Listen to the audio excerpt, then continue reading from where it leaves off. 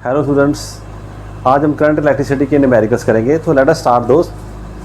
तो first numerical is find effective resistance between A and B in the following circuit diagram.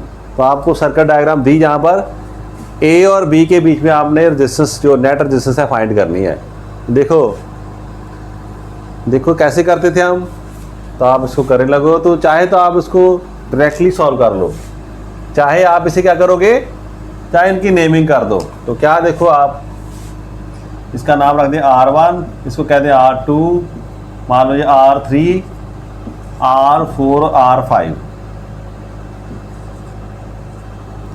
तो क्या देखा आपने, R1 R2 वो किस में है, सीरीज में है। तो हम कह सकते हैं ऐसे,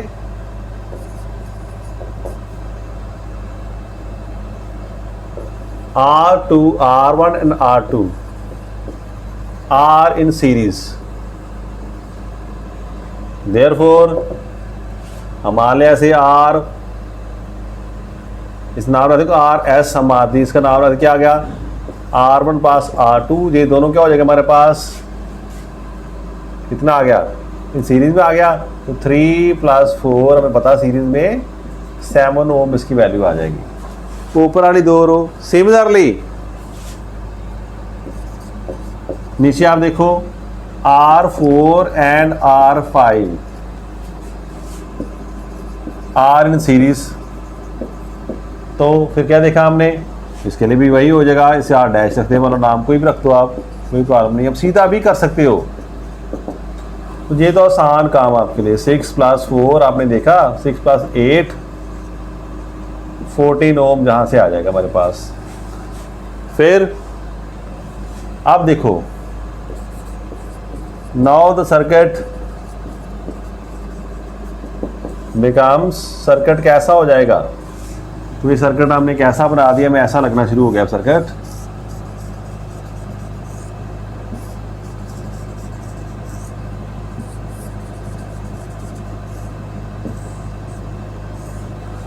ऊपर आ गया 7 ओम, ये 7 ओम थी पहले हमारे पास, ये कितनी है हमारे पास, 14 ओम आ गई है। यहाँ पर ए है, जहाँ पर बी। तो क्या देखा हमने, now these 3 resistance are in parallel. अब ये किस में दिखाई दे रही है, हमें पैरेलल में दिखाई दे रही हैं, तीनों पैरेलल में है। तो अब इसका लगा दे फार्मूला। सो क्या देखेंगे हम, इफेक्टिव रेजिस्टेंस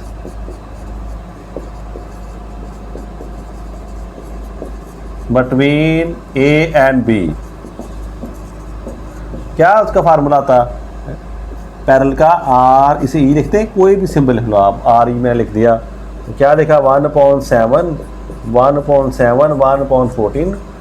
बच्चे ज़्यादा ऐसे सिंबल पसंद भी नहीं करते, शुरू में हमने लिख दिए। जैसे जैसे आप प्रैक्टिस करोगे आप इनको छोड़ सकते हो, कोई प्रॉब्लम नहीं, जल्दी सॉल्व कर सकते हो। चलो नेक्स्ट करो इसके बारे में।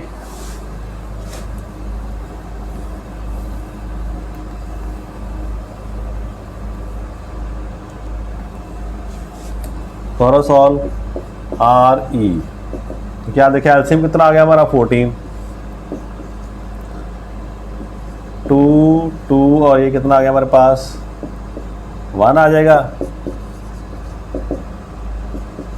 5/14। तो RE हमें चाहिए। ये ख्याल रखना, लास्ट में पैरेलल फाइंड करते करते बच्चे जहाँ पर आते हैं इसे आंसर लिख देते हैं।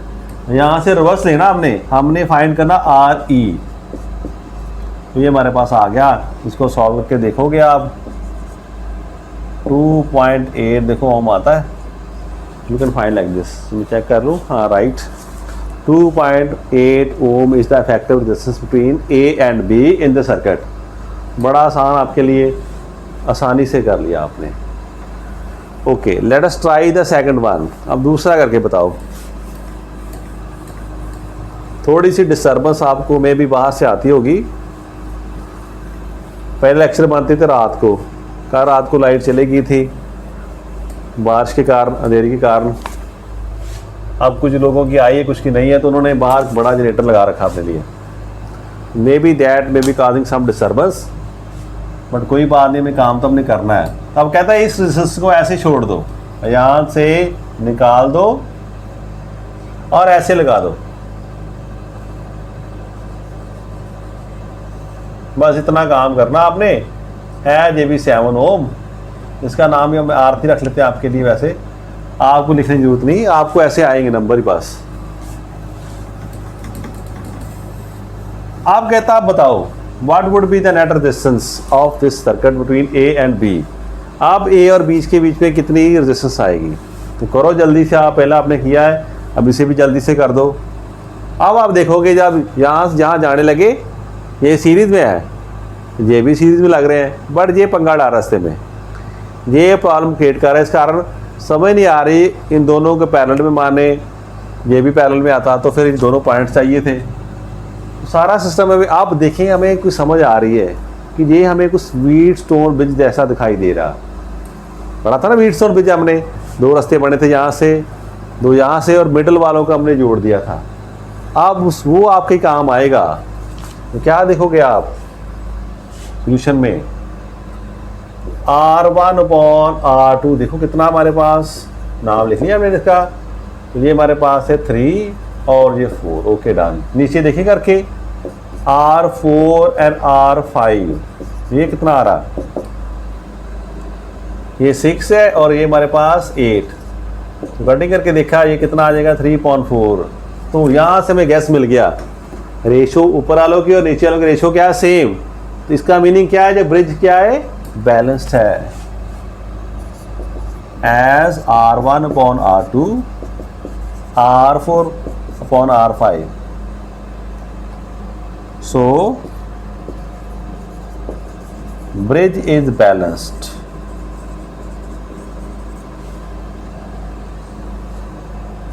and so रेजिस्टेंस कौन सी, so R3 is inactive here। इस कंडीशन में इनएक्टिव है। अब क्या होगा, दोनों तरफ पोटेंशियल क्या रहेगा, सेम। जैसा मर्जी आप सर्किट किसी के साथ अटैच कर दो, तो क्या होगा, इस तरफ करंट जाएगा नहीं, इसकी ज़रूरत ही नहीं किसी को। सो effective resistance, so net circuit क्या है, यहाँ नेट सर्किट वुड बी, कैसा दिखेगा हमें, सर्किट कैसा बन जाएगा इसके बाद। तो आप सर्किट देखोगे तो आपने क्या करना, इसे रिमूव कर दे तो हमें कोई भी फर्क नहीं पड़ता, बिकॉज ब्रिज इज बैलेंस। अब आपके लिए काम आसान हो जाएगा। तो क्या देखा आपने, इसे R2 कहा था,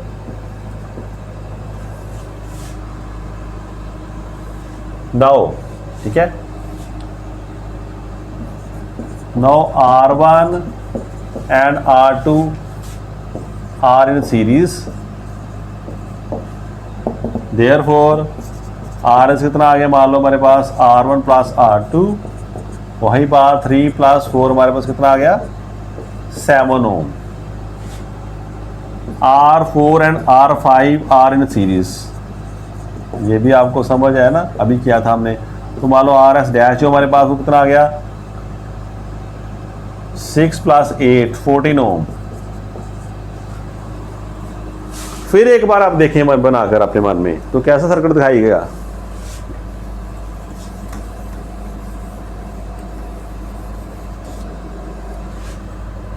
now the circuit takes a form, या ऐसे मर्जी लिख दो आप इसको, तो अपने मन में पिक्चर बनेगी, जहां डायग्राम में बना दो। आप सर्किट हमें कैसा दिख रहा है, एक ऊपर रेजिस्टेंस है, एक नीचे हमारे पास, दोनों इस पॉइंट पर आकर यहां पर मिल रही है आपस में। इस तरफ ए है, इस तरफ क्या बी हमारे पास आ रहा है। अब कितना, ये 7 ओम है, ये कितनी 14 ओम है। आप बता दोगे effective resistance between A and B कितनी आएगी, तो पता आपको दोनों पैरेलल में है, अभी आपने लास्ट में किया था, लास्ट क्वेश्चन में। So effective resistance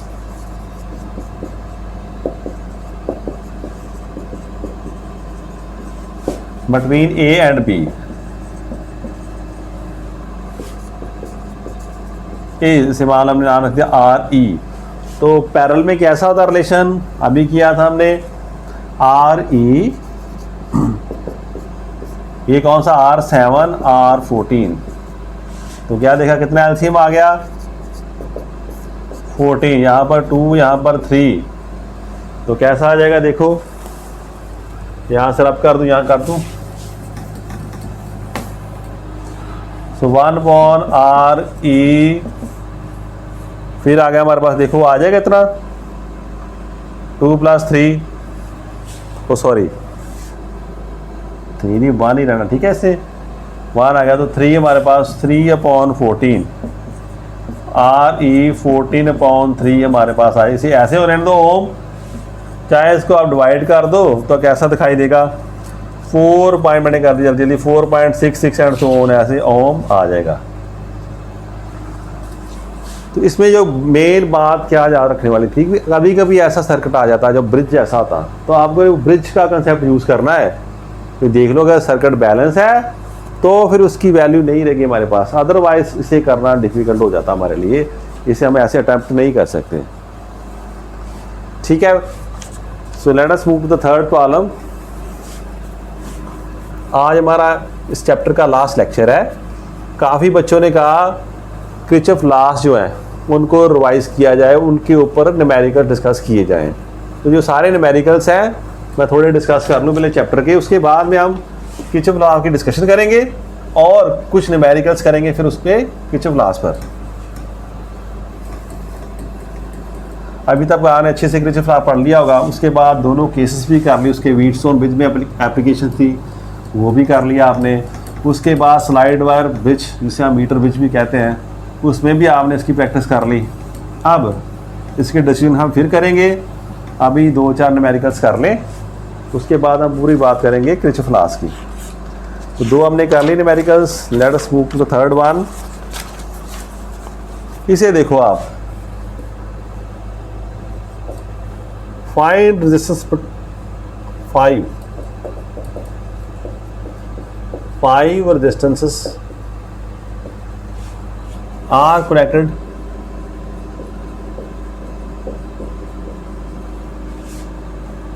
as shown in figure.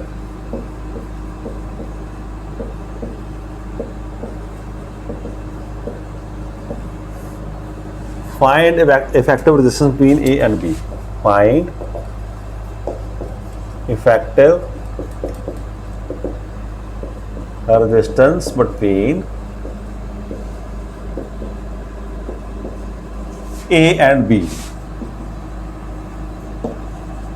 अब सर्किट कैसा हमारे पास बन रहा है, देखो एक ट्रायंगल की तरह सर्किट दिया हमें,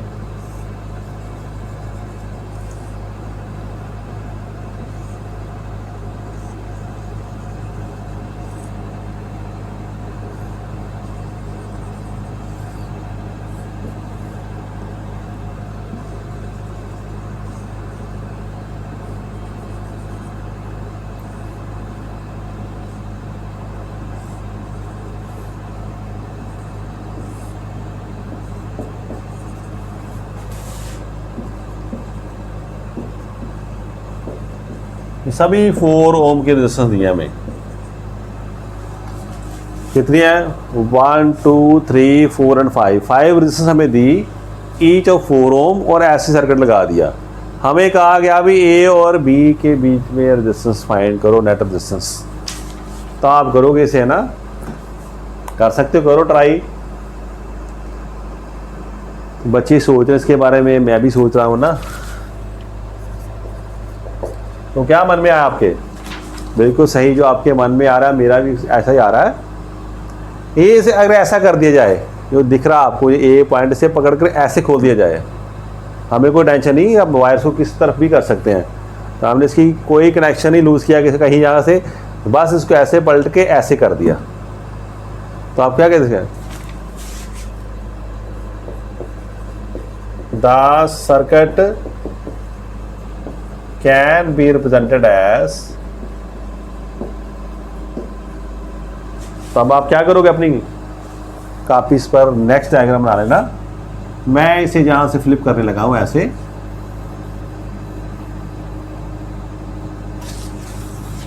ऐसे फ्लिप कर दिया, मैंने कहा ऐसे आ गया यहां पर, ये भी 4 ओम है, ये भी 4 ओम है, और ये मेरा पॉइंट ए यहां पर आ गया। अब इसे भी थोड़ा बाहर की तरफ कर दूं,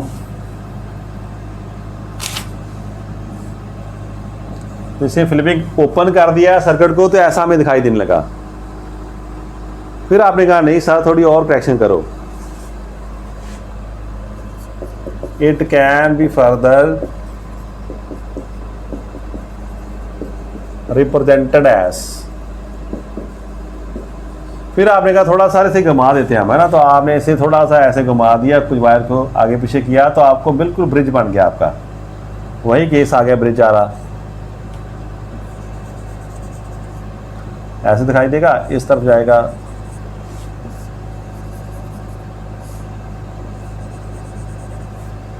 और 2 एक है, इस तरफ ए, इस तरफ हमारा बी आ जाएगा। तो क्या देखा आपने, इसी को हमने ऐसे रोटेट कर दिया और थोड़ी वायर्स को खींच खाच कर देखा, ये भी 4 ओम, आप में से ओम नहीं लिख रहा पर आप लिख लेना 4 4 4, सभी की वैल्यू आ रही है। तो क्या देखा हमने, it will again become the same bridge, वही ब्रिज बन गया जो आपका ब्रिज वाला कंसेप्ट आ गया यहाँ पर। अभी आपको दिखाई दे रहा है सीधे सीधे 4 4 है, फिर भी लिखना तो लिख लो, इसे R1, इसे R2 मेंशन कर देते हैं हम, है ना, इसे R3, इसे R4, इसे R5 कह देते हैं ना, मान लो। Now R1 plus R2 R over, ये दोनों 4/4 1 आ गया, R3/R4, अब इसका नाम ऐसे रखते हैं हम, ये भी 4/4 है, therefore R3 R1 upon R2 R3/R4, दोनों की रेशो, ऊपर वाले की रेशो नीचे वाले की रेशो बैलेंस है, बराबर है, तो क्या, सो ब्रिज इज बैलेंस्ड।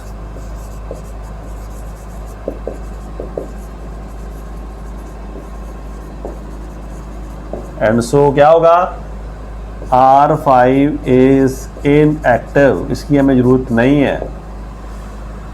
फिर आप कहेंगे तो थोड़ा सर्किट बिकम्स, इस तरफ आ जाए,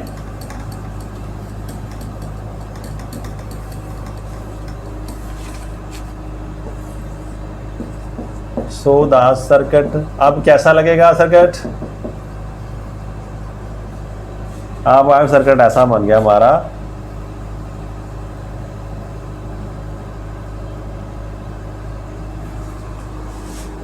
अब आप शॉर्टकट में भी इसे कर सकते हैं, आप काफी समझ आ गई आपको। फिर आप कहेंगे आज ये नोट हो गया, ये भी रब कर दो,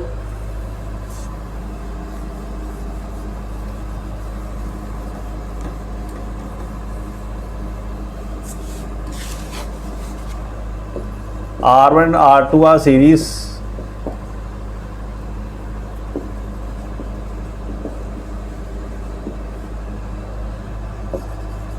and also R3 and R4 are in series, so the circuit becomes, अभी आप नाम ही शो करो तो बात सिंपल है, सभी की दी है, तो आप सीधा इसे कह सकते हैं ऐसे भी, ये सर्किट सर मुझे ऐसा दिखाई दे रहा, जैसे इस तरफ क्या हमारे पास दोनों को ऐड कर दे, सीरीज में थी, इस तरफ ही ऐड कर दिया तो क्या दिखाई दिया, इस तरफ 8 ओम, इस तरफ 8 ओम, ये पॉइंट ए, ये पॉइंट बी है। तो अब क्या कहें, net resistance between A and B, दोनों के बीच में क्या आएगी, आप वही बात, आर इफेक्टिव कह दो या आर पी कह दो, जो भी आपने लिखना है, इस बार आर पी ले लेते हैं हम, मतलब आर पी क्या है, 1/8 1/8, क्या आएगा हमारा नेक्स्ट, फिर 1/RP 2/8, तो कैंसिल हो गया 1/4, तो रिवर्स किया तो RP का आंसर 4 ओम, यही हमारा आंसर आ गया। तो आंसर भी 4 ओम ही आ गया हमारा। तो ये भी ख्याल के शॉर्टकट में याद रख सकते हो, अगर 5 सभी रेजिस्टेंस जो हैं सभी एक सी हो तो नेट रेजिस्टेंस भी वही आएगी।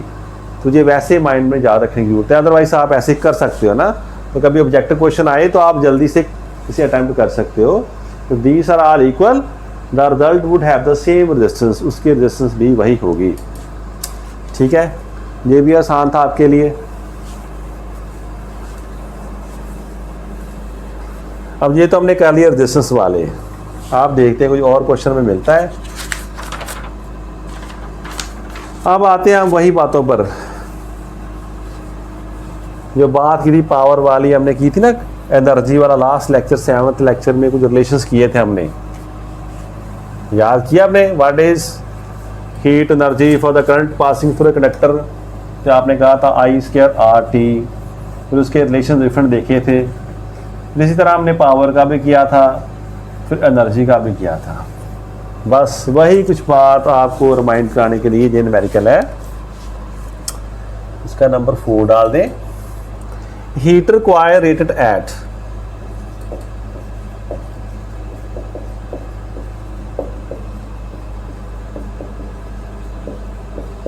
उसकी रेटिंग में बता दी कैसी है, 1000 वाट 220 वोल्ट। ऐसी हमें हीटिंग जो कॉइल है मिली, पर आपने क्या किया, इज कनेक्टेड टू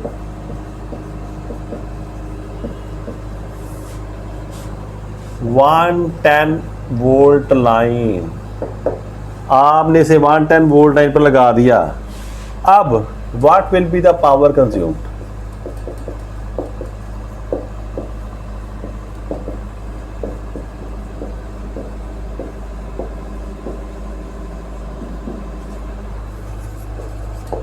तो क्या देखा अभी आपने? आपको कहा गया कि ये आपके पास हीटिंग कॉइल है, आपको कॉइल दे दिया आपको, तो आपने क्या देखा? मुझे पता सर ये 220 वोल्ट पर वर्क करेगी और कितनी पावर कंज्यूम करेगी? 1000 वाट। 1000 वाट इसकी पावर है, आपको पता है। पर मुश्किल क्या पड़ी, जब आपने लगाया तो उस वोल्टेज लाइन पर कितनी आ रही थी वोल्टेज? 110 वोल्ट। तो आप क्या करोगे, कितनी पावर कंज्यूम करोगे? ये बच्चे गैस मारने लगे होंगे, ये हाफ हो गया तो पावर भी आप यूज़ करेगी। मुझे नहीं पता, वैसे हो सकता ठीक भी हो। तो अब हम सॉल्व करके देखते हैं भी कैसे कर सकते हैं ना इसे। तो आप क्या करोगे, the heating coil is rated eight, जैसे मर्जी लिख लो कि क्या इसकी रेटिंग है, तो आपको बता दें 1000 वाट 220 वाट। इट मीन्स सो पावर कितनी है इसकी? 1000 वाट है एंड वोल्टेज कितनी है? 220 वोल्ट। देयरफॉर रेजिस्टेंस कितनी आएगी? ये हमें फाइंड करनी है। तो रिलेशन बता आपको क्या होता है इसका? वी नो इसकी P पढ़ा आपने ना, P के रिलेशन क्या याद आया आपको? I²R, फिर आपने कहा था V²/R भी होता रिलेशन है ना, आया याद ऐसे? इसमें से हम और कौन सा था हमारे पास, देख लो आप, याद आए? I²RT थी। फिर आपने इसको यूज़ किया था किसको? इसको हमने किया था फिल कर दे V/R, तो ऐसे रिलेशन बन गया था हमारा। क्या है हमारे पास? V²/R², R से मल्टीप्लाई किया तो कट हो गया, V²RT आ गया था। तो पावर में एक काम होते रहा है ना हमारे पास। अभी आप इसको रिमूव करना चाहते हो, एक तो अगर आप R को भी रिमूव कर दो तो क्या रहेगा हमारे पास? VI ही रह जाता है ना। इसे भी आप करके देख सकते हो। इनमें से ऐसे ले लो, इसे लिख दो ऐसे V/R और V अकेला रहने दो। तो जो ओम के लॉ से क्या आएगा? It is I। ये 3 रिलेशन है। बस एनर्जी में या हीट में T आता साथ में टाइम, इसमें टाइम नहीं आता, अदरवाइज रिलेशन साथ सेम। हमें ये रिलेशन यूज करना है इनमें से। वी नो दैट V²/R, हमें पता है। हमें रेटिंग दे दी कॉइल की ऐसी कि ऐसी कॉइल है हमारे पास। तो मैं कहूँ इस कॉइल जो मुझे दी गई इसकी रेजिस्टेंस कितनी होगी, तो वो मैं इसे फाइंड कर सकता है इन वैल्यू से। पावर दी है, वोल्टेज दी है, तो मुझे रेजिस्टेंस पता चल जाएगा। देयरफॉर R कितनी है इसकी? P/V²। वैल्यू फिल कर दो सभी की। P कितना हमारे पास? 1000। ये कितना आ गया हमारे पास? 220। ये क्या हो गया ना, उल्टा कर दिया। आ रहा है V²/P, ये इधर चला गया, ये इधर आ गया। तो 220 × 220 अपॉन 1000, एक जीरो कैंसिल, दूसरी कैंसिल, वैसे ही जाएगा 484 अपॉन 10, 48.4 ओम आ जाएगी, है ना। ऐसे ही अगर पूछा जाए तो ऐसे ही कर सकते हो ना, अदरवाइज आप सिंपली इसको यूज़ कर लो क्योंकि आगे जाकर कटिंग हो जाती है। तो चॉइस आपकी है, हम दोनों तरीके से कर सकते हैं। अभी आपको पता चल गया कि जो मैं परचेज़ करके लाया हूँ घर से या मार्केट से परचेज़ करके लाया हूँ, जिसको मैं जिस कॉइल को उसकी रेजिस्टेंस इतनी है। अब आपको कहा गया है we have to apply it at 110 volt on applying it at 110 volt, इस पर लगा दिया जाए तो क्या होगा। अभी V कितना है 110 वोल्ट, R कितना हमारे पास, अभी पढ़ा आपने 4, इसे ऐसे लिख दो। चाहे तो कई बच्चे चलो ऐसे फर्स्ट ऐसे लिख के देखते हैं हम, है ना। देर में पावर कितना हो गया, पावर कंज्यूम कितनी होगी, देखो फार्मूला लगाकर P डैश लिख दूँ इसे मैं, V² अपॉन R। तो बच्चे कहेंगे V कितना 110 इंटू 110, 484 आ गया, 0.4 यहाँ पर, तो वो 10 भी ऊपर चला गया। ऐसे ही कर लेते हैं कि बच्चे 484 करो सॉल्व इसे, देखो करके इसको। तो मैंने शॉर्ट में करके देखा, ये आ जाएगा 250 वोल्ट, 250 वाट हमारे पास आ गया। इसे कटिंग करके देखना आप।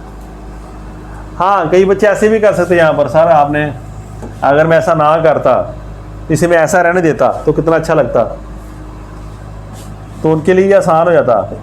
110 आ गया, इस तरफ से क्या आएगा 22 नीचे और 10 ऊपर चला जाना था ऐसे, ये 10 ऊपर चला गया। तो पूरी वैल्यू यूज़ कर लो आप। अब आप तो आसानी से कर दोगे, ये जाएगा ना 2 पर, ये भी 2 पर गया, यहाँ 10 आ गया, जहाँ 10 आ गया। अब ये 1000 आ गया और नीचे हमारे पास 4 आ गया। तो अब मुझे 250 आसानी से दिखता है ना, ये कटिंग करनी आसान होगी। नहीं तो पहले हमने मल्टीप्लाई करके इकट्ठा किया, फिर उसको बाद में कटिंग करनी शुरू कर दी। बट चॉइस आपकी है। हाँ, अगर किसी स्पेशली पूछ लिया आपसे what is the resistance of this coil, तो फिर आपको इसकी वैल्यू फाइंड करनी है। तो कहने का मीनिंग आपकी चॉइस है, जैसे आप मर्जी कर लो, बट ये फार्मूला याद रखना, अगर रेटिंग वगैरह दी हो तो बस रेटिंग से दोनों में से हम तीसरी चीज़ को फाइंड कर सकते हैं। So here we have found resistance, जिसको हमने नेक्स्ट यूज़ कर लिया दूसरी वोल्टेज पर। So let us move to next. ये बड़ा डिफिकल्ट है, अब सीधे से बैठ जाओ, इसे खुद ट्राई करना।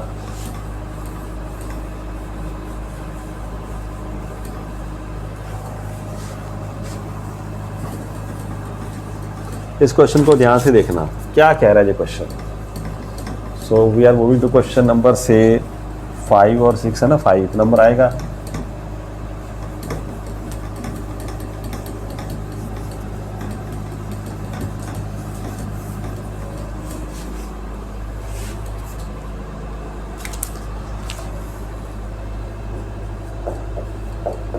A lamp draws a current of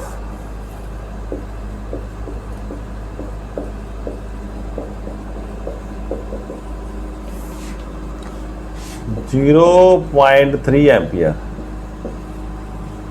at 240 volt. Find resistance of lamp.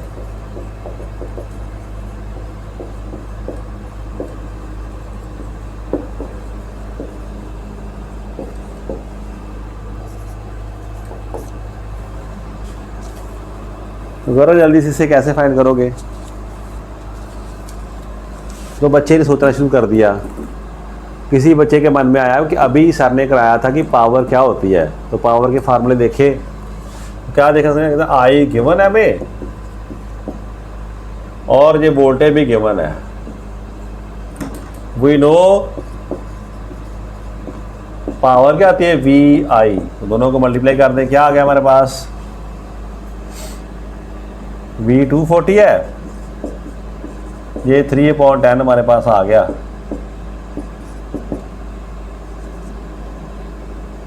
कितना आ जाएगा? इतनी वाट हमारे पास आ गई पावर, मान लो ना सपोज। और हमें क्या चाहिए? हमें रजिस्टर चाहिए थे। ओहो, आल्सो पावर क्या हमारे पास, ये भी रिलेशन है V²/R। देयरफॉर क्या देखा हमने, तो दिस V²/R = 72। तो R कितना आ गया हमारे पास, V²/72। तो करो इसको सॉल्व जरा। 240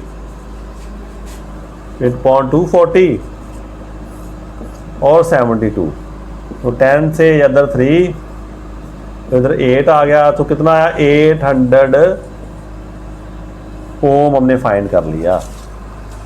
तो इस बच्चे को याद है कि पावर का ये भी रिलेशन होता है VI, और पावर का ये भी रिलेशन है। तो यहाँ से मैं P फाइंड कर लूँगा, और V मुझे पता है, P मुझे पता चल गया है, तो यहाँ से R फाइंड कर लिया।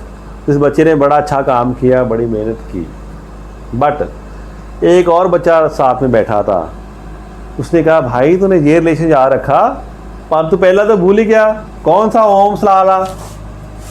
तो सेकंड बच्चे को उसके याद था ओम्स लॉ। तो he knows that we know V = IR होता है। तो R क्या होता है, V/I। तो उसने कहा मैं तो सीधा ही कर दूंगा, 240 को 0.3 से डिवाइड कर दूंगा। तो उसे कोई चक्कर नहीं पड़ा ऐसे। उसने क्या देखा, 800 ओम आ गया आंसर।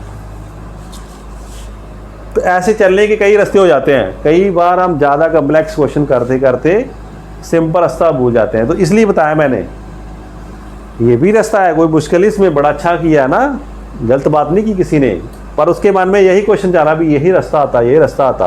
तो कई बार आसान रास्ता भूल जाते हैं हम।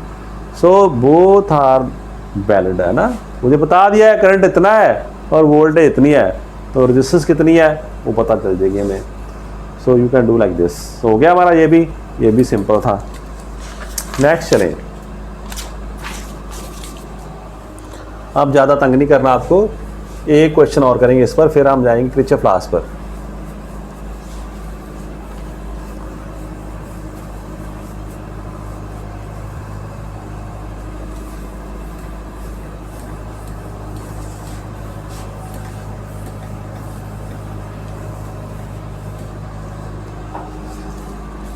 क्वेश्चन नंबर 6 क्या कह रहा हमें, 100 वाट 250 volt lamp.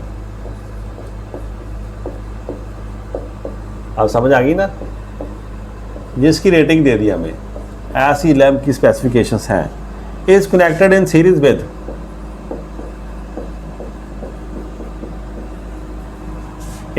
With A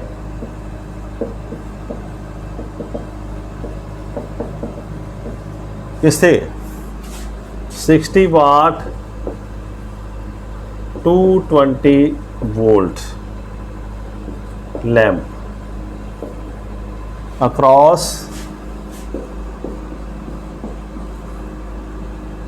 250 volt supply. देखो सारा कुछ गड़बड़ कर दिया इसने। तो क्या करें हम फिर, कहना कैलकुलेट, कैलकुलेट करके बताओ दो बातें मुझे। नंबर 1 क्या जी, करंट फाइंड करके बताओ कितना है, और नंबर 2 हमें क्या बताओ, वोल्टेज अक्रॉस ईच लैम्प।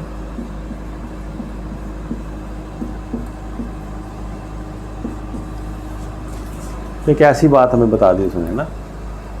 अब हम किसे कैसे करें ट्राई इसे। तो पहले सोचो क्या दिया उन्होंने, 2 लैंप हमें दिए हैं, दोनों क्या दिए हैं, सीरीज में लगे हैं, और उन अक्रॉस क्या 250 वोल्ट लगा दी सप्लाई। तो अगर नई बात मन में बनती तो एक डायग्राम बना लो ऐसे, मान लो ऐसे लैंप 1 दे दिया, ऐसे लैंप 2 दे दिया, दिल जैसे बन रहे हैं। ऐसे हमने क्या कर दिया, इनको दोनों को सप्लाई दे दिया। हमने कितनी दे दी, मान लो जब मैं बता दूँ पॉइंट है, ऐसे शो कर दूँ, दोनों में कितना है हमारे पास 250 वोल्ट पर हमने इसको लगा दिया। दोनों लैंप्स को सीरीज में लगा दिया। ये कैसी हमारे पास है 100 वाट 250 वाली, ये कौन सी है 60 वाट और 220 वोल्ट की। ठीक है, हमारा काम क्या है, हमने फाइंड करना है एक तो सीरीज में करंट कितना, एक तो आई फाइंड करनी है हमने, दूसरा मान लो इसके क्रॉस कितनी वोल्टेज है, मान लो यहाँ पर V1 इसके क्रॉस कितनी वोल्टेज है और V2 इसके क्रॉस कितनी वोल्टेज है। याद है ड्रॉप वोल्टेज ड्रॉप क्या आता है, ओम का लॉ I R याद है। तो यहाँ के आपको गैस मिलेगा, अगर मुझे इसकी रेजिस्टेंस पता चल जाए ना तो मेरा काम आसान हो सकता है। तो आप फिर वही करेंगे, क्या करेंगे, फॉर लैंप कौन सी पहली वाली लिखते हैं, इसका नाम 100 वाट 250 वोल्ट। क्या देखा हमने, पावर कितनी है 100 वाट और वोल्टेज कितनी है 250 वोल्ट। तो देयरफॉर आर डायरेक्ट फार्मूला लगा दूं, याद है क्या आएगा V² अपॉन P। वैसे क्या था P = V² अपॉन R, तो हमें अभी पता आपको ऐसा कर सकते हैं आप। तो क्या किया आपने, कितनी वोल्ट है 250 इंटू 250 डिवाइड बाय 100 कैंसिल हो गई, तो 625 मेरे ख्याल से आना चाहिए इसकी, और रेजिस्टेंस आ गई है। तो पहली वाले की रेजिस्टेंस हमने फाइंड कर ली, इसको मान लो हमने R1 कह दिया, R1 रेजिस्टेंस की फाइंड कर लिया हमने। अब सेम फॉर लैंप दूसरी की बात करें, कौन सी 60 वाट और किस पर वोल्ट पर काम कर रही है 220 वोल्ट पर।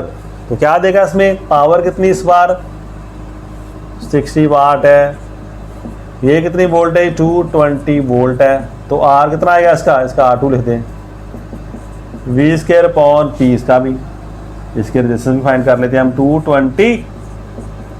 220 अब 60, ऐसा आ गया हमारे पास relation.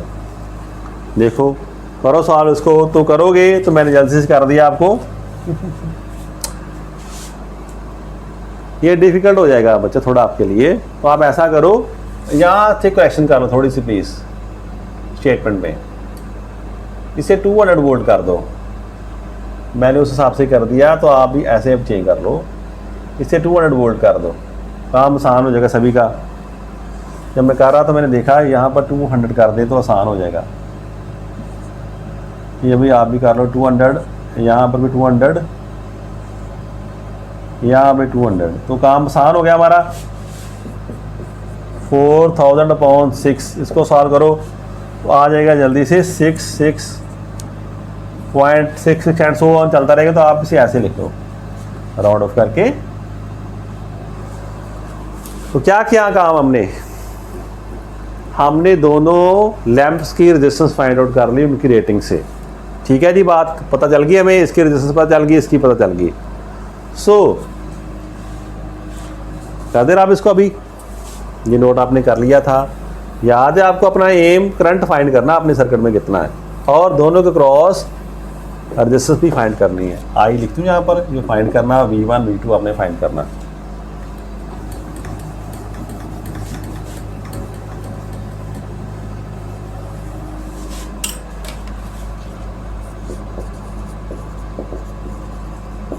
Circuits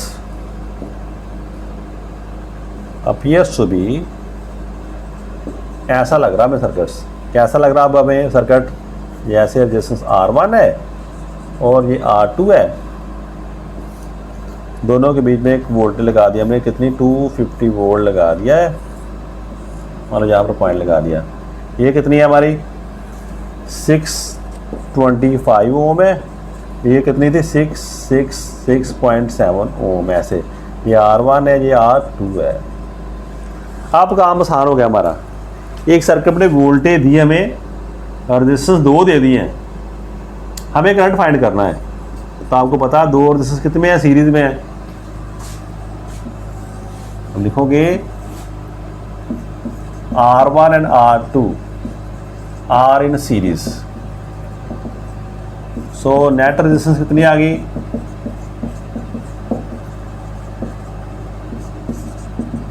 R1 plus R2 दोनों को सम कर दो, 600 625 66.7, तो क्या आया देखो आप, मैंने जल्दी से कर दिया आपके लिए, 1291.7 ओम, देखो इतना आ गया। So the net resistance of the circuit is this much. आपको जानते फिर आना, फ्रॉम ओम्स लॉ लिखने की जरूरत है तो लिख लें, V is equal to I R. हमें क्या चाहिए, I, तो I क्या होगा, V अपॉन R। बात समझ में आ गई ना। इसकी नेट रेजिस्टेंस पता चल गई इस रास्ते की हमें कितनी है, वोल्टेज आपको दी है, तो करंट हम फाइंड कर लेंगे आसानी से। तो V कितना हमारा, V हमें दिया 250, इसको डिवाइड कर दो इससे 1291.7 से, करो ट्राई जल्दी से। मैंने किया तो मेरा आ रहा था 0.19, ये मैंने देखा। फिर भी आप चेक कर लो, कभी कभी टीचर जल्दी जल्दी करते हैं तो गलती कर देते हैं, गलती किसी से भी हो सकती है, तो खुद को भी देखा करो और दूसरों को भी देखा करो। साइंस हमें यही सिखाती है, we should have very keen observation, हमें बहुत अच्छी ऑब्जर्वेशन रखनी चाहिए अपनी, आंखें बंद कर किसी पर भी विश्वास नहीं करना चाहिए। यही हमारा साइंटिफिक मेथड है। ऑब्जर्व करो अच्छे से, फिर अपने रिजल्ट देखो कि हाँ दिमाग से ठीक आ रहे हैं। तो ठीक है, पहली बात हमने कर ली, करंट फाइंड कर लिया। So voltage across first lamp, अब इसको बार बार क्या लिखना, कितना हो जाएगा, मान लो V1 क्या आएगा, IR1, काम आसान है ना हमारा। इसका I कितना भी दिया 0.19, इसको किससे मल्टीप्लाई करेंगे हम, R1 कितना था हमारा, वही 625, जितना आएगा आंसर आ गया। तो वोल्टेज क्रॉस, तब तक आप मल्टीप्लाई कर लो इसे, सेकंड लैम्प, इसके क्रॉस कितनी होगी, V2 IR2, करो 0.19 मल्टीप्लाई 666.7, करो करके देखो। तो क्या देखा, देखना इतना आ रही है 123.75, इतने वोल्टेज आ गई यहाँ से, और यहाँ पर आ रही 126.65 वोल्ट, ये यहाँ से आ गई हमारे पास। So this is how we found it. तो आपने ख्याल रखना, अगर लैंप वगैरह दी हो, उनकी रेटिंग से रेजिस्टेंस फाइंड करनी है, फिर जो भी आपके मन में आए कहाँ कहाँ कैसा सर्किट है, तो अच्छे से समझ के आप उसको अटैम्प्ट कर सकते हो। ये प्रॉब्लम अक्सर पेपर में आ जाती है, ठीक है, ये काम ख़त्म हो रहा।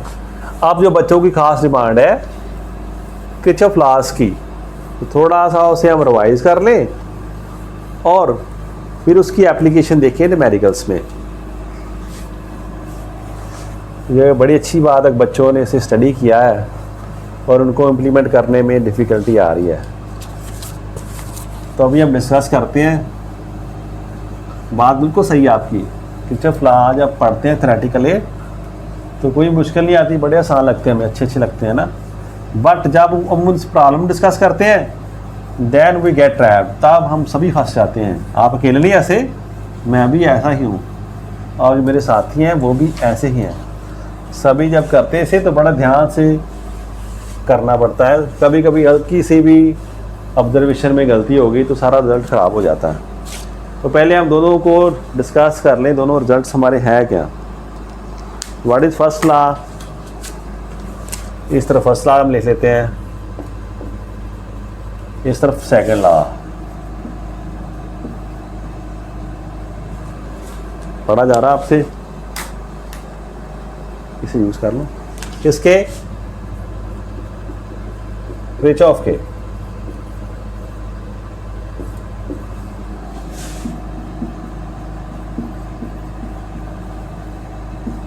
इसे हम क्या कहते हैं, जंक्शन रूल कह देते हैं, इसे लूप रूल कह देते हैं हम, ऐसे है ना। इसे करंट का लॉ कह देते हैं, इसे हम किसका, वोल्टेज का कह देते हैं। ये क्या कहता हमें, ये कह रहा था algebraic sum of all currents meeting at a junction is 0। यही स्टेटमेंट याद, algebraic sum of currents meeting at a junction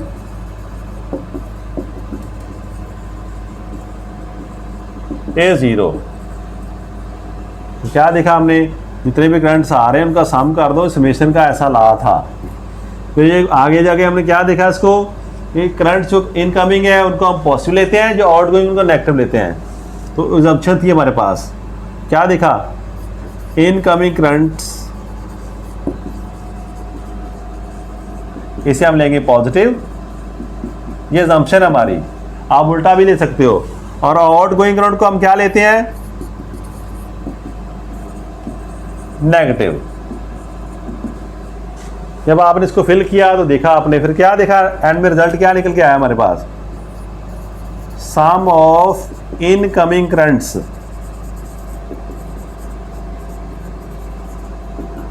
some of outgoing currents, यही था ना हमारे पास। डायग्राम बनानी तो आपको याद दिलाने के बना दूं। क्या देखा आपने, ऐसा 2-3 करंट आ रहे थे अंदर, ऐसे मान लो 2 बाहर जा रहे थे, हमने ऐसे बनाए थे I1 I2 I3 I4 I5। तो देखा था हमने I1 plus I2 plus I3 I4 plus I5।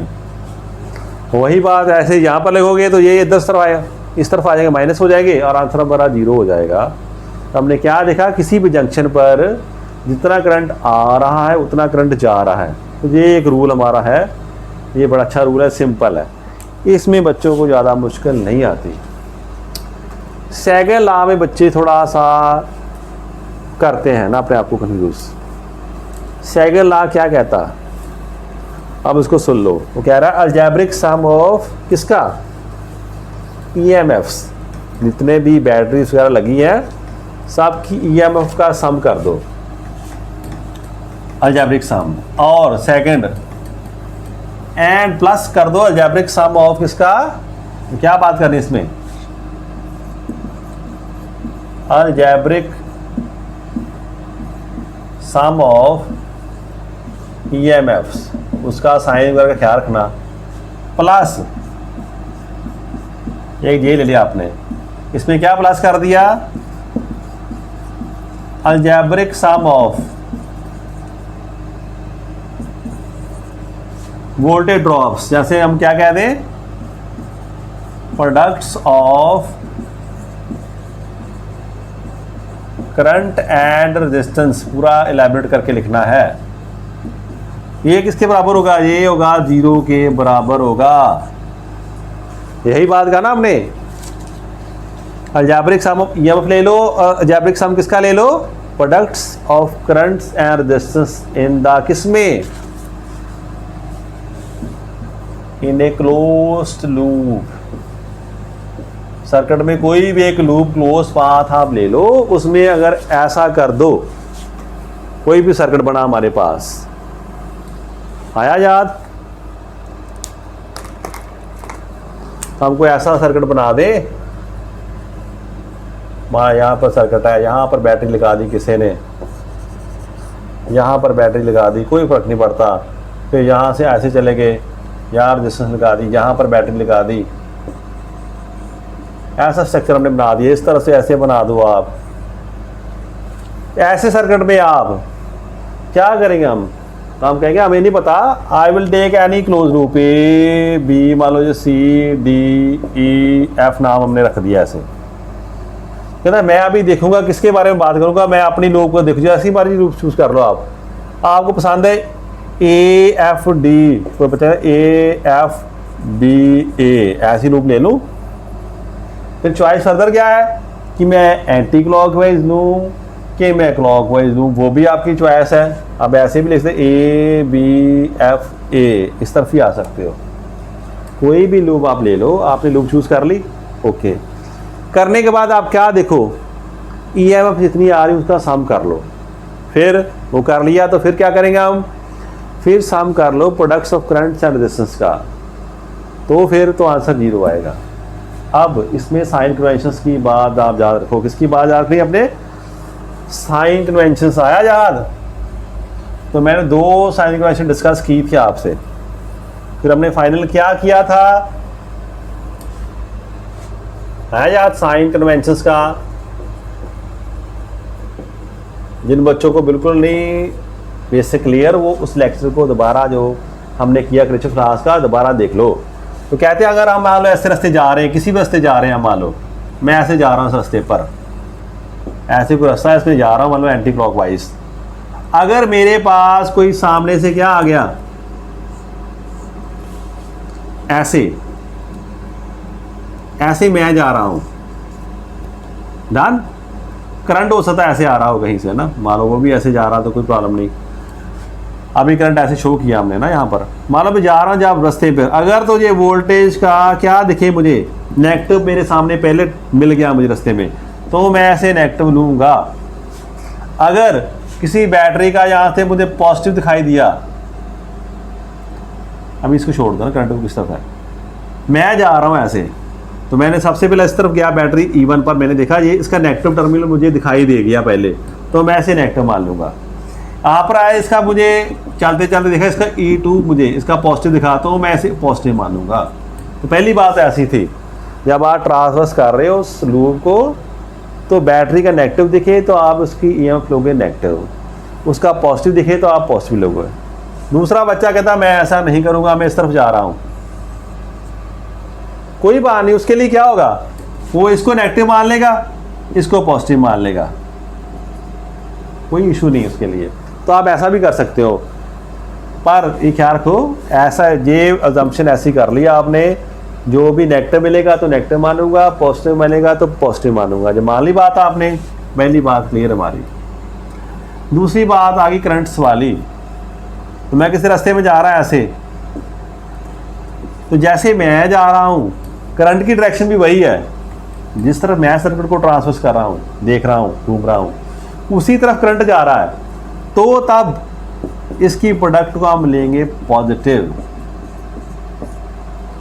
अगर ऐसा ना होता, अगर मैं ऐसे आ रहा होता तो मुझे करंट सामने से मिल रहा उल्टा आता हुआ, तो मैंने इसको फिर लेना था, फिर मैंने नेगेटिव लेना था। तो ये बात आपको इतनी मैंने रिवाइज करा दी, अच्छे से करनी है तो उस लेक्चर से जाके आप कर लो। हाँ, नहीं करोगे तो कोई मुश्किल नहीं, अभी जब हम न्यूमेरिकल्स करेंगे then you will find these to be applicable there. तो वहाँ अप्लाई करेंगे तो आपको खुद ही पता चल जाएगा कि हम क्या कह रहे थे। दोनों रूल समझ आ गए? समझ तो आपको बड़ी देर के हैं, बस जब हम अप्लाई करते हैं प्रॉब्लम सभी को तभी आती है।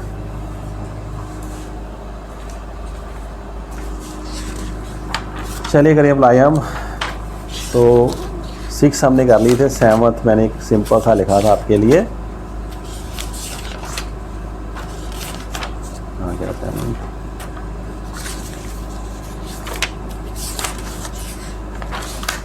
हाँ तो बच्चों के लिए पहले आसान, find current I in the network shown in figure.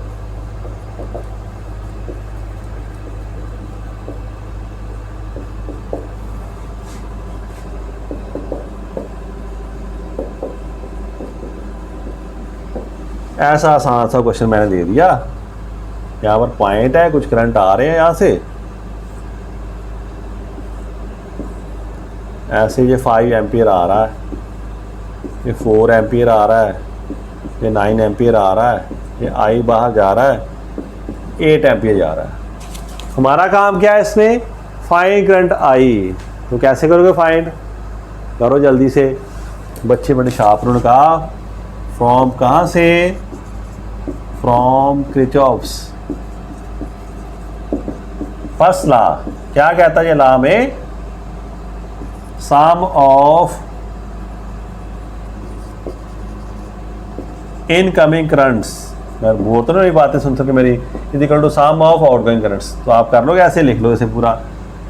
तो क्या देखा मैंने, इनकमिंग कौन से है, 5 है, 4 है, 9 है, आउटगोइंग कौन आई है, 8 है हमारा। तो क्या देखा हमने, 9 9 18, आई प्लस 8, तो आई कितना आ गया, 18 माइनस 8। तो बड़ा आसानी से हमने 10 एम्पीयर कर लिया। क्या सर आपने तो बहुत ही सिंपल क्वेश्चन डाल दिया ना, हम कितने बच्चे हैं जो कर नहीं सकते। तो ठीक है, आपने कर लिया ना, बड़ी अच्छी बात है। सो मैंने क्यों किया कि आपको याद आ जाए भी हाँ किरचॉफ लॉ ऐसे अप्लाई करना है। अभी आप अप्लाई करोगे नेक्स्ट क्वेश्चन में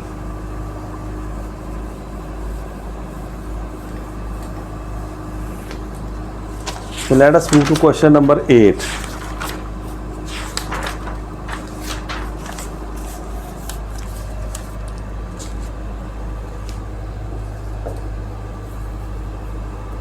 In the circuit shown below,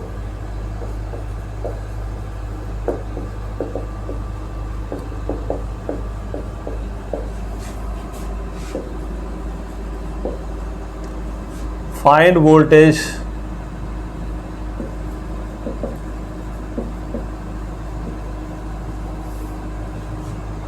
and current दोनों ही इन ईच रेजिस्टेंस। तो कहाँ पढ़ा दिया हमने ना, ईच रेजिस्टेंस, हर एक रेजिस्टेंस में आपने क्या फाइंड करना है, करंट भी फाइंड करना है और वोल्टेज भी फाइंड करनी है। तो ऐसा सर्किट हम देख रहे हैं कैसा है।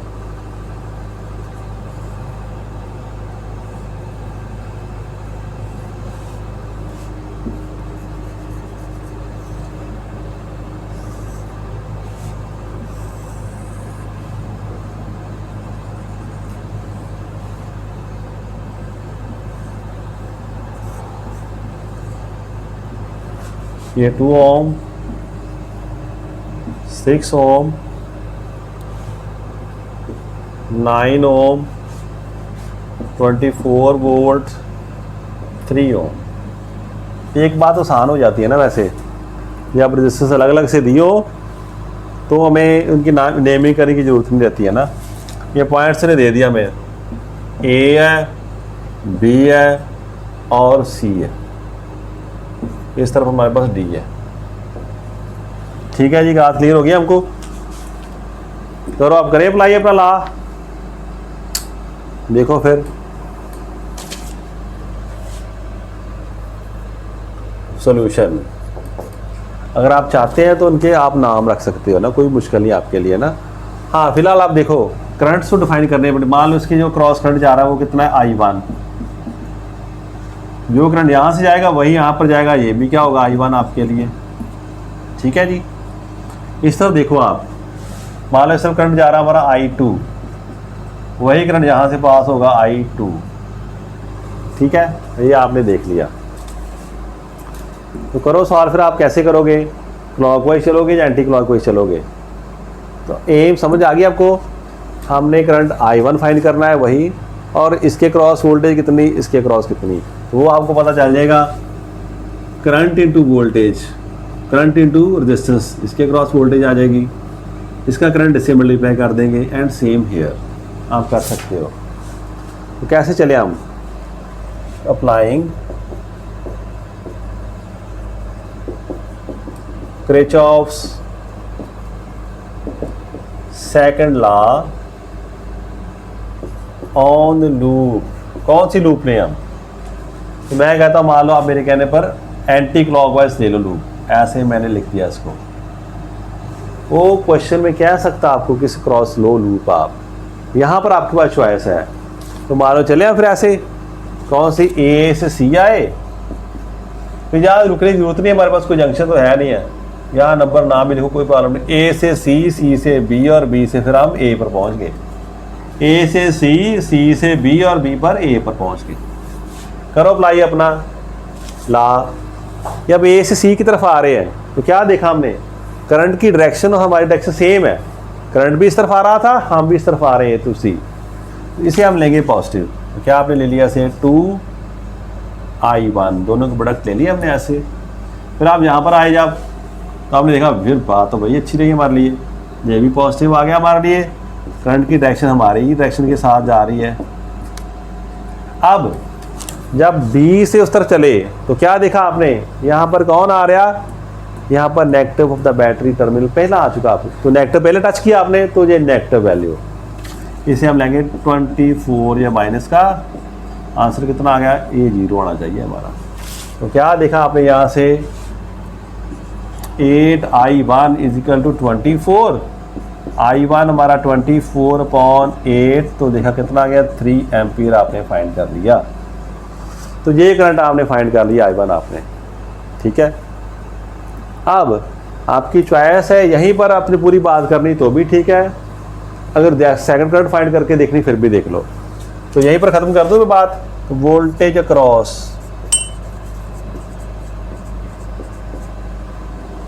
2 ओम रेजिस्टेंस, कितनी होगी इसके cross voltage? 2I1 means 2 × 3 6 volt, और वोल्टेज क्रॉस ये दूसरी कौन सी है? 6 ओम और रेजिस्टेंस, इसकी क्रॉस कितनी होगी? ये हमारा करंट कितना है? ये 6 है और ये 3 करंट, दोनों को मल्टीप्लाई किया कितना आ गया? ये 18 वोल्ट हमारे पास आ चुका है ना।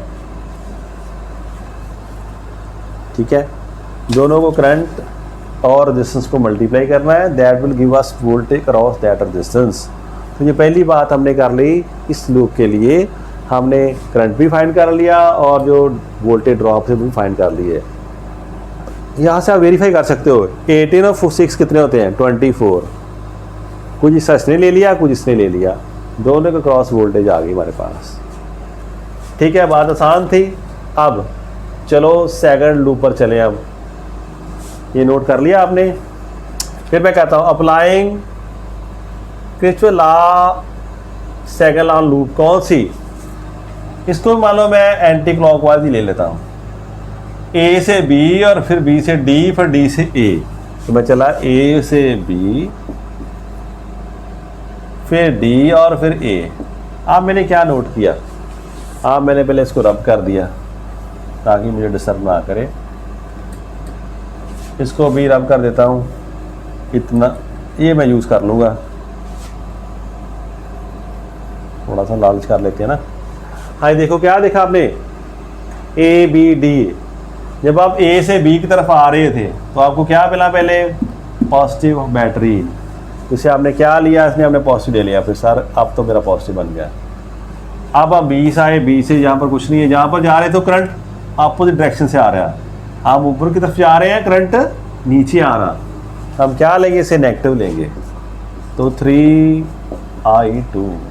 फिर जब डी से ए जा रहे तो वो भी नेगेटिव, 9I2 = 0। देखा आपने?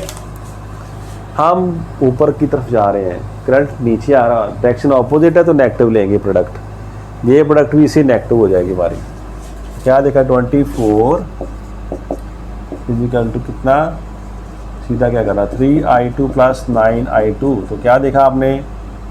12I2, 24 आ गया। I2 कितना आ गया हमारे पास? 24/2 = 12 ampere.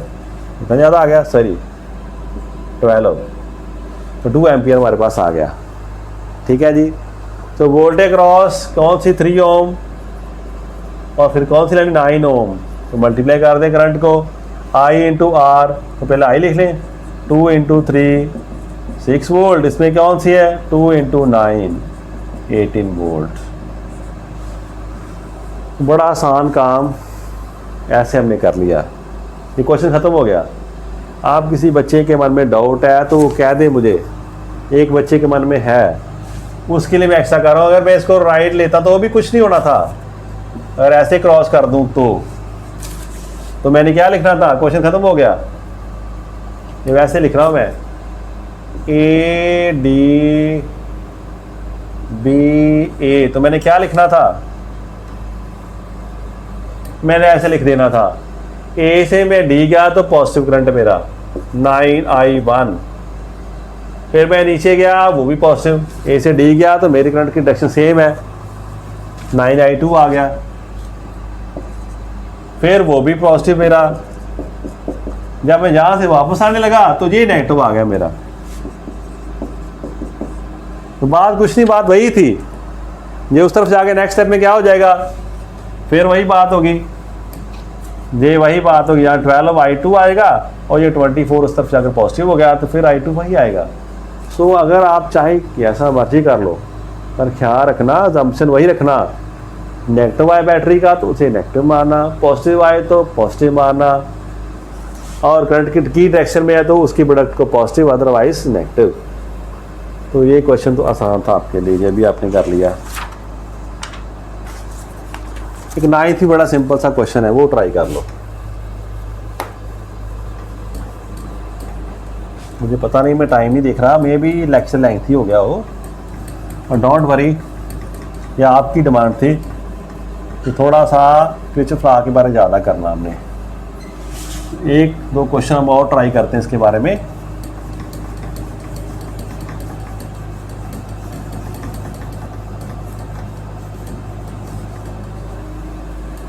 So let's try another one. Calculate the value of currents in the various arms. कभी कभी ऐसा दिया जाता है, calculate the value of currents in various arms of network. कौन सा नेटवर्क हमें दिया, तो मान लो ये नेटवर्क बना देते हैं हम ऐसा।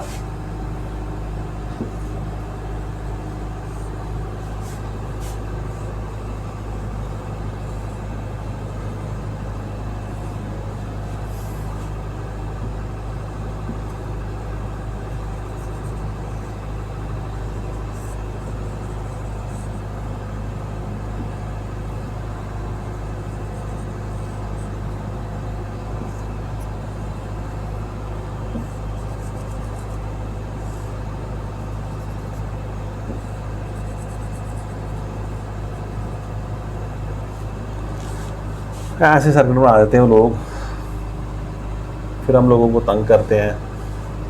हाँ जी, कहते जहाँ से 15 एम्पीयर करंट आ रहा है और ये रेजिस्टेंस R1 है, यहाँ पर करंट क्या I2 और ये रेजिस्टेंस है R2। ये मान लो हमारे पास क्या है, रेजिस्टेंस का नाम अभी इन्होंने R1 लिख बैठा, मैं मान लो R1 डैश लिख रहा इसको मैं। चलो, यहाँ से करंट आ रहा है 3 एम्पियर, ये पॉइंट हमारा B है, ये C है, ये D है, ऐसे उन्होंने दिया है, वैसे मैं लिख रहा हूँ। ये R5 है, यहाँ पर करंट आ रहा है 8 एम्पियर, ये I4 करंट जा रहा है यहाँ से, पता नहीं कितना है, और रेजिस्टेंस R3, ये R6 है, ये R7 है, डन। और इसमें करंट 5 एम्पियर है, इसमें करंट है I1। तो अब आपने क्या फाइंड आउट करना है, तो calculate the value currents in the various arms, जो आर्म्स दी गई उनमें करंट फाइंड करो आप, आपका यही काम है, ठीक है। तो करो फिर फाइंड, करंट कहाँ कहाँ पर दिए हैं, तो पॉइंट से ए पॉइंट है, सर्किट देख रहे हैं आप सारा। अब आपको पता आपको फर्स्ट लॉ काम आएगा, तो लिखने की जरूरत है, तो करें हम फॉर पॉइंट ए। देखो उस पर क्या क्या हो रहा है, ए को देखो। अब हमें ऐसा फाइंड करना जहां पर आपको 2 करंट गिवन और तीसरा ना हो। 15 दिया, 8 दिया है, दोनों क्या है, एक आ रहा है एक जा रहा है, तो क्या करोगे यहाँ पर, इनकमिंग को हम क्या लेते हैं, पॉजिटिव, इनकमिंग एक तरफ रखते हैं, तो 15 को हमने एक तरफ लिया। आउटगोइंग कौन से हैं, I2 प्लस 8, ये दोनों आउटगोइंग है, दोनों का सम इनकमिंग के बराबर होगा। तो क्या देखा हमने, I2 क्या आ गया, 15 माइनस 8 कितना आता है, 7 एम्पियर। तो ये बात आपने कर ली, यहाँ से I2 आपको फाइंड आपने कर लिया। अब I2 फाइंड कर लिया, तो यहाँ पर जा रहे थे आप, तो यहीं से देख लो आप, I2 को पता चल गया आपको, ये आप I4 फाइंड कर सकते हैं हम, है ना। फॉर पॉइंट बी, इस पर देखो क्या देखा आपने, कौन से आ रहे हैं, I2 भी आ रहा है और 3 एम्पियर भी आ रहा है हमारे पास, दोनों आ रहे हैं, इनकमिंग है, I2 भी आ रहा है, 3 एम्पियर भी आ रहा है, ये जा रहा बेचारा, इसे हम दूसरी तरफ सकते हैं। I2 अभी आपने फाइंड किया कितना है, 7, तो I4 कितना आ गया हमारे पास, I4 10 आ गया हमारे पास एम्पियर। चलो ये भी बात क्लियर हो गई, हमने I4 भी फाइंड कर लिया, इसको भी फाइंड कर लिया हमने, इसे भी फाइंड कर लिया। अब कौन सा करंट दिखाई दे रहा हमें, आप देखो इस तरफ करंट दिया हमें कोई, सॉरी R4 पर आपने करंट फाइंड करना था R3, तो ये 3 भी फाइंड करना आपने। यहाँ पर पहुँचो आप, तो क्या देखा आपने, ये आ रहा है, ये दोनों जा रहे हैं। 4 पॉइंट कौन सा करें हम, डी। तो क्या आपने देखा वहाँ पर डी पर कौन कौन सा आ रहा है, एक ही आ रहा है हमारे पास, 8 एम्पियर आ रहा है और I3 भी जा रहा है, 5 भी जा रहा है। तो बड़ा आसान काम, यहाँ से I3 कितना हमारे पास आ गया, 8 और -5 इजिकल टू 3 एम्पियर, ठीक है ना। 8 आ रहा, 5 इस तरफ चला गया, बाकी कितना बचा 3 वो इस तरफ चला जाएगा। तो ये भी आसान था। अब चले हम I1 हमारा रह गया, 4 पॉइंट कौन सा आ गया, सी पर देखें आप, ये तो आपको पता चल गया 3 है। I4 भी पता आपको, I1 आप फाइंड कर सकते हो। क्या देखा आपने, I3 इनकमिंग है, I4 भी इनकमिंग है, तो क्या आता I1। I3 कितना भी फाइंड किया था आपने, 3। I4 कितना आपके पास, 10, तो I1, तो क्या देखा आपने, I1 इजिकल टू 13 एम्पियर। तो ऐसे स्टेप बाय स्टेप आपने ऐसे मैश दिया होगा, R1 R2 ऐसे शो कर दी उसने आपको कंफ्यूज करने के लिए। तो you can find currents in the various arms by applying कौन सा लॉ, क्रिचॉफ फर्स्ट लॉ आप अप्लाई किया, तो ये कर दिया आपने, ठीक है जी। सो अब प्रॉब्लम मैंने कोई और करनी थी, बट प्रियांशु चौधरी बच्चा बड़ा अच्छा स्टडी कर रहा हमारे साथ, उसने एक क्वेश्चन मुझे डाल दिया था कि सर ये क्वेश्चन ही कर देना।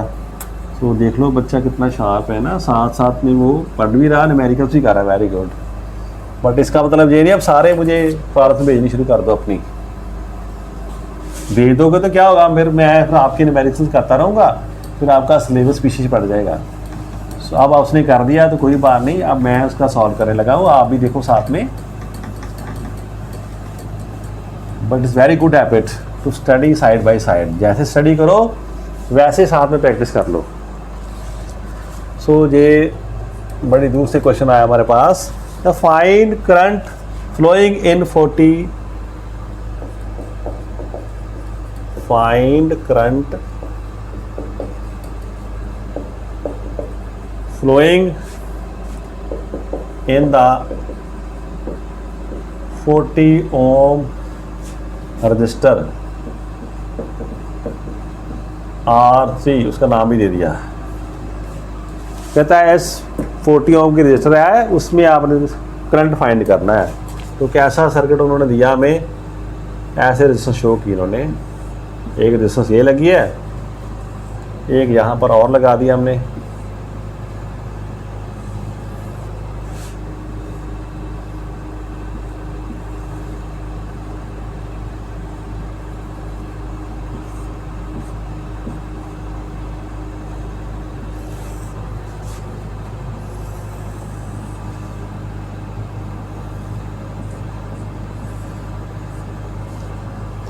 ये 10 वोल्ट है बैटरी, ये 20 वोल्ट है।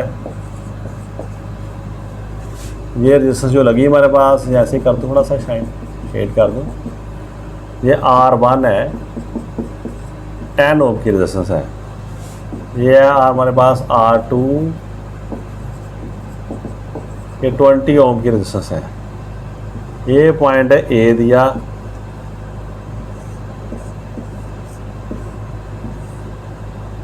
ये करंट है I3 मान लो हमारे पास, इसे उसने कह दिया रेजिस्टेंस कौन सी है, R3 है जो 40 ओम है। नाम यहाँ पर करंट उन्होंने दिया I1, यहाँ पर करंट दिया उन्होंने I2, जान ये सारा सिस्टम हमें दे दिया। इसके साथ ही डायग्राम में ऐसा मेंशन था, ये 1 पाथ है, ये कौन सा है, 2 पाथ, ऐसे शो कर दिया उन्होंने। इट मीन्स जो सर्किट है, जो एग्जामिनर डिमांड कर रहा है कि हम ये लूप भी ऐसे ट्रांसवर्स कैसे जैसे उसने कही हमें करने के लिए, तो आप ऐसे लिख सकते हो इसे। उसमें ये करना पॉइंट लिखने की ज़रूरत नहीं अभी इसके, बट आप लिख लेते हैं ना अपने लिए। तो मान लो यहाँ पर उसने पॉइंट दिया था बी, वैसे ए से बी ऐसे जाना, तो मैंने यहाँ पर एक सी अपने से पॉइंट ले लो, सी यहाँ पर लिख लो डी। ठीक है जी, करें सॉल्व अपने, तो करिए सॉल्व, फिर हम साथ साथ करते हैं सॉल्व। सॉल्यूशन देखें, अब जैसा उसने कहा वैसा करना पड़ा है। फॉर लूप 1, इसे कैसे ट्रांसफर किया उन्होंने, क्लॉकवाइज, दैट इज, तो क्या लिख लें, ए से बी, बी से सी, तो सी से ए आना पड़ेगा हमें, उन्होंने ऐसे पहले ही मेंशन कर दिया। चलो फिर मेरे साथ साथ चलो, ए से बी आइए आप, तो क्या देखा आपने ए से बी आते हुए, करंट की डायरेक्शन और हमारी डायरेक्शन चलने की साथ साथ है, एक सी है ना, तो इट विल बी पॉजिटिव। तो क्या देखा आपने, कितना आएगा फिर, इट वुड बी 40, या वैसे लिखना जैसे लिखा, तो ऐसे लिख लो, गुस्सा मत कर देना, I3R3, ठीक है, एलैबोरेट करके लिखना आपने, तो ऐसे।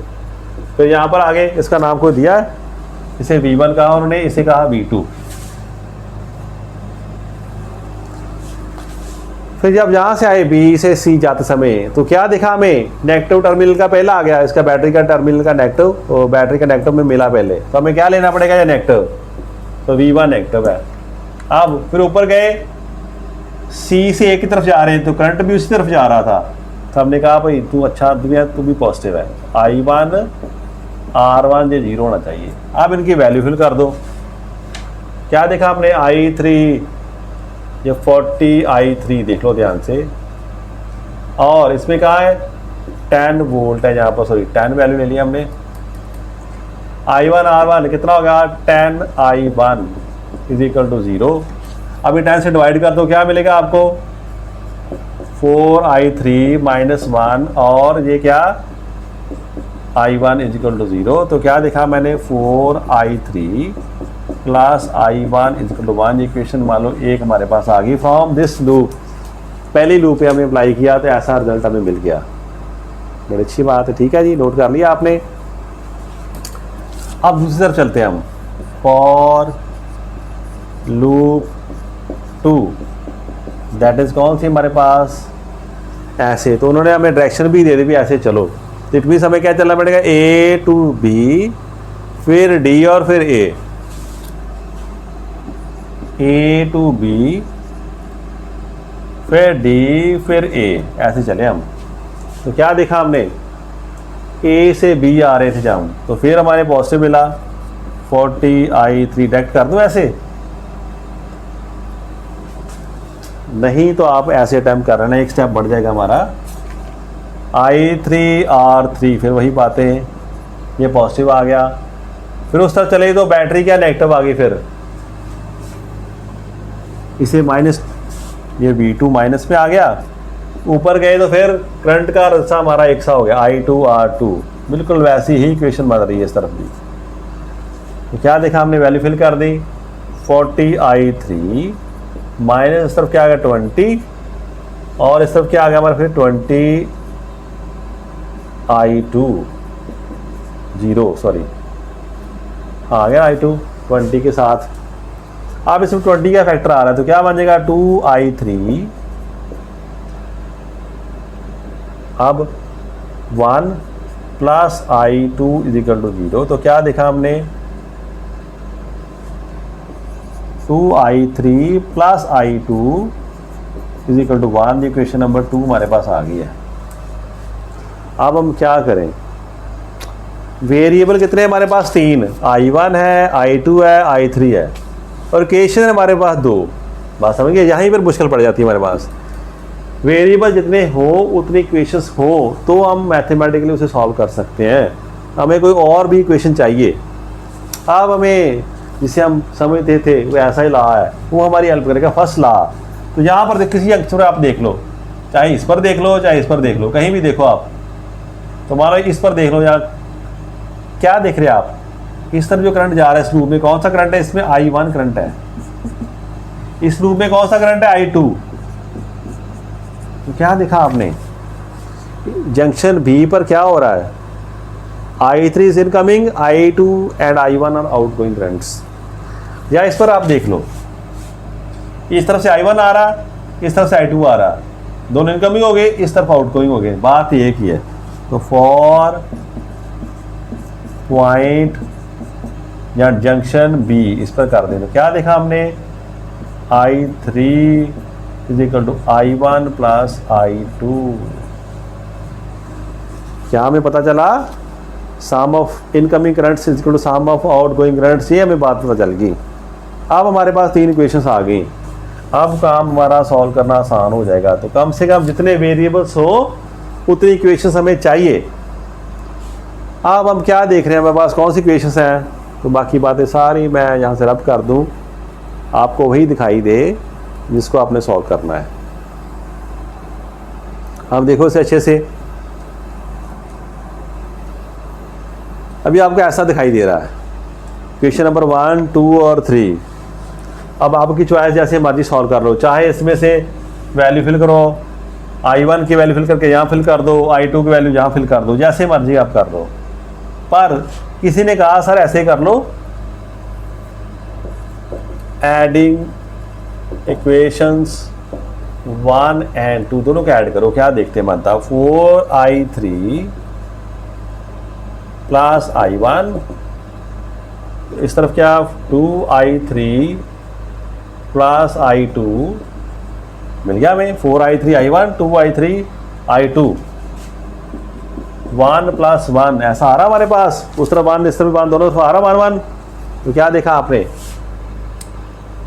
ये 4 और 2 कहता है 6I3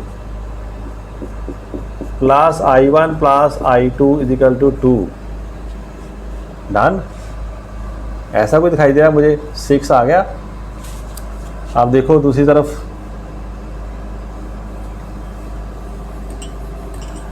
अब I1 प्लस I2 तो हमें कौन देगा? क्वेश्चन नंबर 3 यूजिंग इक्वेशन 3 हमें क्या मिला? I3 प्लस ये भी क्या आ गया? I3। तो 7I3 is equal to 2, I3 is equal to 2 upon 7 ampere. ऐसा हमने I3 फाइंड कर लिया। वो क्या कह रहा था? I3 तो वही करंट है जो रजिस्टर R3 में फ्लो कर रहा है। तो this is how we found this value. ठीक है, ये क्वेश्चन भी आपने अटेम्प्ट कर लिया। चलो एक लास्ट क्वेश्चन है, चाहे तो आप इसे होमवर्क ले लो, तो नोट कर लो प्लीज़। ये कर लिया आपने? तो लास्ट क्वेश्चन ट्राई करते हैं हम। अभी आपको पता चल गया how do apply Kirchhoff's loss. फिर भी नहीं आया आपको तो आराम से देखना, लेक्चर को भी देखना, न्यूमेरिकल्स को भी देखना। पहले सॉल्व क्वेश्चंस करना अपनी बुक से। तो सॉल्व क्वेश्चंस करोगे तो आपको साथ साथ स्टेप्स पता चल जाएंगे। तो डिफरेंट बुक्स जो डिफरेंट कन्वेंशन यूज़ करती हैं, आपको पता है सभी का सेंट्रल आइडिया क्या है? सेम। तो जैसे भी उसका माइंड है, पहले आप उसका माइंड रीड कीजिए कैसे क्वेश्चन कर रहा है, फिर अपनी कन्वेंशन लगा के देखिए। Then you will get that confidence. आपको पता चलेगा भी हाँ, अगर मैं ऐसे भी कर लूँ तो भी कोई मुश्किल नहीं मुझे। तो ये क्वेश्चन नंबर से मे बी 11 हो। Using Kirchhoff rules find values of I1, I2 and I3। तो find values of I1, I2 and I3 in the following circuit. जो सर्किट आपको दिया इसमें फाइंड करो आप प्लीज। तो बड़ा आसान लग रहा है मुझे। एक बैटरी यहाँ पर लगा दी और फिर रेजिस्टेंस लगा दी, फिर आप नीचे आ गए, एक और लगा दी, एक और रेजिस्टेंस लगा दी, और नीचे आ गए, एक बैटरी और लगा दी, एक रेजिस्टेंस और लगा दी, बस। हमें क्या दे दिया? जिसमें I1 है जो फाइंड करना है, इसमें I2 है इसमें I3 है, ये E1 है जिसे 2 वोल्ट दे दिया, ये E2 है जिसे 1 वोल्ट दे दिया है, और ये E3 है जिसे 4 वोल्ट दे दिया। ये R1 है, कितनी है 4 ओम, R2 है 3 ओम, और एक R3 है ये 2 ओम। बस ऐसे हमें दे दिए सारा। आपका काम क्या है, you have to find I1, I2 and I3 in the following circuit. तो ये आपका होमवर्क हो गया, अब काफ़ी टाइम हो गया आपके पास, आप ट्राई करना। अगर नहीं कर पाए तो फिर मैं आपको सेंड करूँगा, अदरवाइज अगर आप रूल्स अप्लाई करोगे तो याद है ना आपको क्या चाहिए, 3 वेरिएबल्स हैं 1, 2 एंड 3, और आपको 3 इक्वेशंस चाहिए जिनको सॉल्व करेंगे। तो जब आप लूप अप्लाई करोगे तब आपको पता चलेगा, चाहे आप ये लूप ले लो पहले फिर ये ले लो, चाहे बाहर वाली लूप ले लो, आपकी चॉइस अब आपके पास, वाट एवर यू डू, जैसे मर्जी आप करो इसे, जो भी कॉन्वेंशंस लगानी है अच्छे से पढ़ना, इसे सॉल्व करना। अगर कर लिया तो जो ग्रुप हमारा बना व्हाट्सएप ग्रुप, उसमें आप सेंड कर देना प्लीज़। तो आज के लिए इतना ही बड़ा, थैंक यू क्लास।